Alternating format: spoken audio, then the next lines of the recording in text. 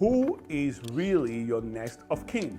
Many times when we fill forms, maybe banking forms and other forms, you say next of kin. So sometimes you put your brother's name, sometimes you put your spouse's name, sometimes you put your father's name, and sometimes you put your friend's name. Your next of kin primarily is who do we contact in the case of an emergency. If we can't reach you, who do we contact? That is the first line of call.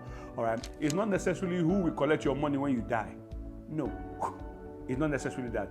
Even though in some establishments, maybe in government parastatals and the rest, they use that as one of the metrics to determine who's going to collect your benefit and the rest. But generally, it's not particularly that. It's just who do we call in the case of an emergency.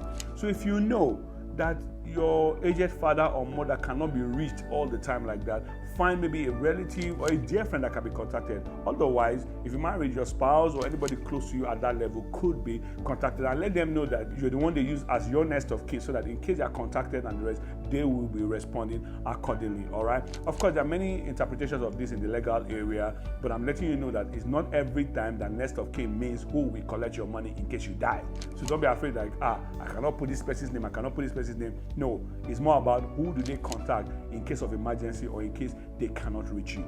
Definitely, people like to keep it within families, within friendships and all that, but it's good you know the exact meaning so that when you're faced with this kind of question, you answer even technically and intelligently. If you have questions around this, you can always ask. And yeah, don't even forget, if you have changed your next of kin, maybe the person passed on or you're not longer in cordial terms with the person, always go to the bank to update your form. If you have any stories you'd like to share around that and want us to engage at that level, we'll definitely be glad to engage with you, all right? And for your questions, if I have the answers, I will be glad to answer you. If I don't have the answers, I will go find the answers. And if I can't find the answers, I'll leave you to your God, all right? See you in my next video.